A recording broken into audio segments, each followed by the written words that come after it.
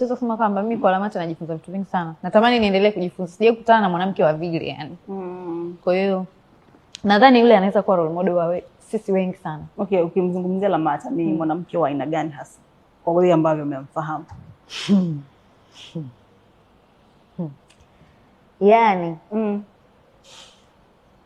yani Lamata ni yani wanasemaje ile, kuna ile kauli wanasema unapotaka anataka. Yani ukitaka dada anakuwa dada, ukitaka mama anakuwa mama, ni rafiki, ni mshauri. Mimi hata hayo depression si manini ya mahusiano yao nakwambia nisingevuka bila Lamata. Wow. Yeah, alikuwa yani ni mtu ambaye anaweza akasikia Lesa huko sio wamegombana sio nini mafujo makelele. Yeye ndo mtu wa kwanza atakuja, atapiga simu, ataongea, atakwambia hivi unajielewa? Hivi ushakutana na mtu ambaye anakwambia hivi unajielewa?